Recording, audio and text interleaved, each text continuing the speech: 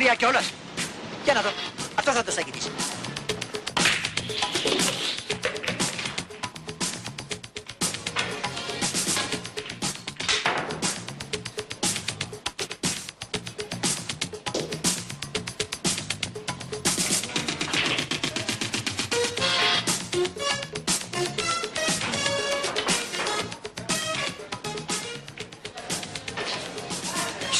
Κοριτσάκι, Σουζικιού. Εγώ είμαι με στείλαν από το γραφείο για κόντρες. Παιδαρά μου, έτσι σε περίμενα. Σιγά, να ξεφτυλιστούμε. Αυτό θέλω. Να ξεφτυλιστούμε. Όχι ρε, θέλω να μας δούνε.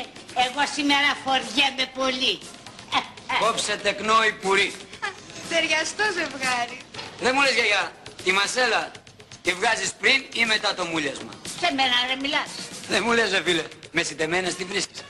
Τον άκουσες, με πρόσβαλε. Εσένα πρόσβαλε, εμένα πρόσβαλε. Ναι, εγώ είμαι μαζί σου. Εγώ είμαι μαζί σου, όχι εσύ μαζί μου.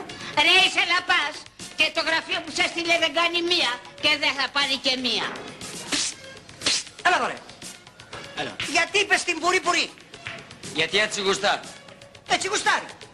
Ρε θα λογαριαστείς για πάρτι μου ναι ή όχι. Αν είσαι άντρας, βγες έξω ρε. Πάμε. Είδες, τον έδιωξα. Εσύ δεν θα πας. Γιατί να πάω? Να λογαριαστείς μαζί του. Ας ερχόταν τώρα που ήμουν έξω, τώρα εγώ είμαι μέσα. Αν δεν πας δεν έχει μία το γραφείο που σε έστειλε. Μα αφού είχε δίκιο ο άνθρωπος. Τράβα και μην κολώνεις, εγώ είμαι εδώ. Α, εντάξει τότε. Παιδιά, έχουμε γίνει κόντρα, ρε, πάμε.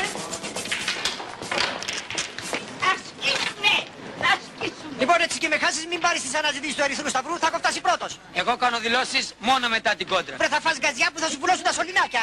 Τι κάνεις μωρή, κάτω με κάτω. Δεν είσαι καλά που θα χάσω τέτοια κόντρα. Μάρσα ρε μόρτι μου. Κάτω με κάτω σου λέω. Βρε μάρσα ρε να μην γίνουμε πίλες. Ό,τι πηγκόμενα.